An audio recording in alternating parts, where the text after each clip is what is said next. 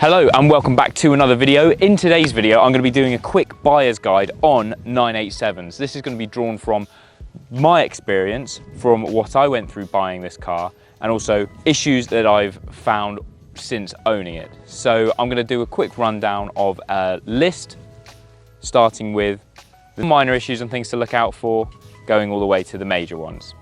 So let's get into it. The first thing I want to mention is in regards to the air conditioning system. What I would do is start it up and make sure it is running cold. If not, then it may be that you want to check the vents up here, as leaves, muck, and all sorts of other things can get sucked into there and sit on the air conditioning condenser. This then over time just holds the moisture and rots through them, and you will then need a replacement. To do that, it is a job that you can do at home, but it does involve taking the whole front bumper off and really getting in there. So when buying, look out for that. Just make sure that there's not rotting leaves and things sat on there, because who knows how long they've been there for. When I actually had mine for a service over at AMS recently, we cleaned it out and there was in fact a bird that had been sat in there for who knows how long. In terms of cleaning them out, if you do see some leaves, it's good to get a vacuum in there just to suck them out, or you can also use a compressed air line if you do have one available.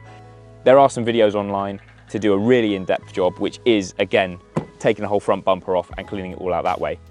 Let's move on to the next thing. So the next thing I want to talk to you about is a very common issue on Boxsters, doesn't apply to the Cayman of course, and that is the roof elastics. Now, the roof elastics was an issue on my car, and it can be seen here where the piping of the material doesn't sit within this metal frame. It's an easy fix. If you are subscribed to the channel, you would have already seen my video on it. I fixed it for about £2. If you're not subscribed to the channel, why not? Go and change that, subscribe down below. But if that is the issue, it's just a case that with these cars getting on to about 18 years old, the original elastics in there have just perished away and they don't have any spring to them. I'm not sure how much a garage charges to do that. I know that one person on the forums, of course it was worst case scenario, took it to Porsche directly and they quoted them for a whole new roof. Bit unnecessary.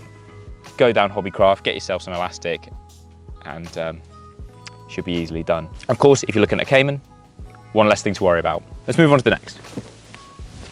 So the next issue that I want to talk to you about is when buying a manual. If you are looking at getting a manual, I would recommend looking at how much play there is, not only when it's in neutral, but also in gear, just how much play there is in the gear stick itself.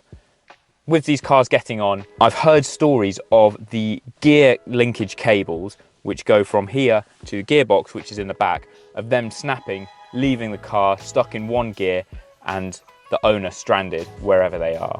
It is something that I will be doing to mine, just as you can get some upgrades, and just that added play when going from gear to gear does make the car feel a bit looser and not quite as crisp to drive, which with this being a sports car, that's exactly what you want, a nice crisp gear change. So you can go OEM and get Porsche parts, or for a similar price, the consensus on the forums seems to be numeric racing. That is a video coming up that I will be doing. So another issue that does plague the 987, especially on the early ones, is the exhaust. They do have quite a tendency to rust through, causing quite large exhaust leaks. This did happen to mine fairly early on, and I didn't know what I was listening for.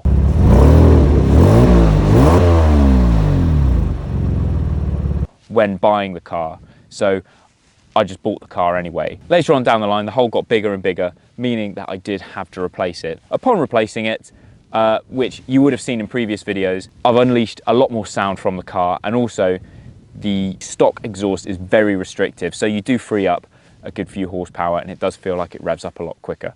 Another issue that I've just recently started experiencing on this car, with it coming into winter now, I'm not driving it throughout the week, so the car is sitting, being unused. When coming to start the car, not initially, but after going for a drive, parking up, and then coming back to the car and starting it, when the engine's hot, it cranks really slowly. What I understand the cause of this being is that the battery just doesn't have enough charge in. And with these cars, quite often they are weekend cars, so they do sit around, the batteries draining without them being on a trickle charge. So I am going to be replacing the battery and hopefully just sorting that issue out.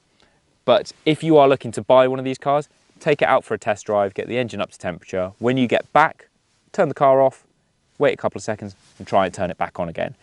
This, I have been out for a drive already, so this is what it should sound like.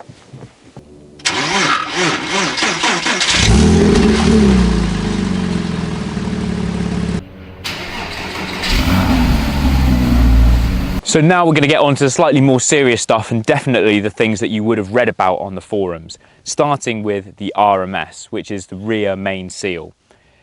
These tend to go and they result in a minor oil leak. The seals do tend to perish over time rather than with use, so they tend to go before the clutch needs doing. If you are looking to buy one of these that hasn't had the clutch done, I would definitely budget for it to get a new clutch, a new RMS, and also a new IMS, which we're coming on to now. Now, I've spoken to a few specialists in regards to the IMS, just in regards to what is the failure rate of them. And if you read the internet, you'll believe that every Boxster or Cayman or 911 is going to explode as a result of the IMS failing. That's simply not the case. I think it's about 1%. I'll put the actual figure up here on the failure rate of them, but it is very, very low. But definitely something to consider when purchasing a car. And if you can buy one that's had the IMS done, then you've got that peace of mind, and also it'll become a lot easier to sell if you are thinking of moving on. So another thing to definitely check for in these cars when going for a test drive is, I know it's quite self-explanatory, but check for any knocks in the suspension, because a very common issue with these are the front coils snapping. It's not a hard job or it's not a big fix to put right, and the springs are actually quite affordable, especially then it gives you an excuse to go for some lowering springs if you're that way inclined. But with the state of the roads in the UK, it's quite common for these coils to get snapped. Now, if the coils are snaps, you'll know when the car is stationary because it will be sat unevenly. If you still hear some knocks but it's not sat unevenly, it could be due to the age of the car, which with mine, I've got a slight knock in the front left, and that is just the bushings. You can then get a full refresh done of the suspension or just that one corner, but while you're at it, you might as well do the full thing. And the cost for that, if you are going to do the work yourself, which it is actually quite easy to do, is this much. So the brakes are also another thing to look out for. With these cars sitting around for so long, it's quite easy that they can rust over and then the brake discs themselves start to corrode. So definitely check the brake discs to see what kind of state they're in. If it's your first time driving one of these, the brakes are quite unassisted. So it might feel like they're not doing that much, or they might need a bleed, but they are quite big brakes. So if you do take it out on a test drive, find a safe space and just stomp on it, they will stop the car incredibly well. If they don't, I would just budget for discs and pads. Now, my last point is going to be getting onto smoke coming out of the exhaust. If you start the car up, there's a small puff of smoke, and that's that, then that is actually quite normal for these flat six engines to puff on startup, especially if they've been sat around for a long time. It's just a bit of oil seeping down into cylinders and just getting burned off straight away. If you then get thick clouds of constant smoke, it could be that your AOS or air oil separator has failed.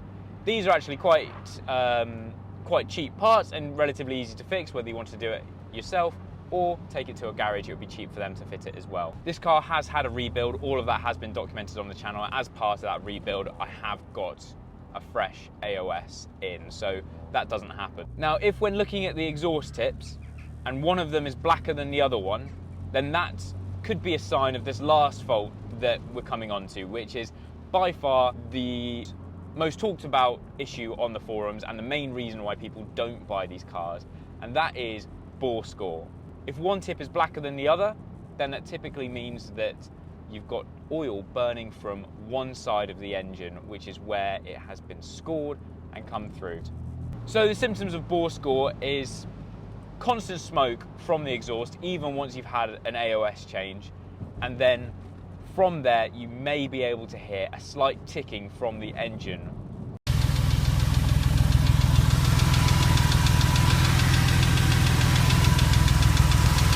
If that's the case, sometimes it is uneconomical to repair the car.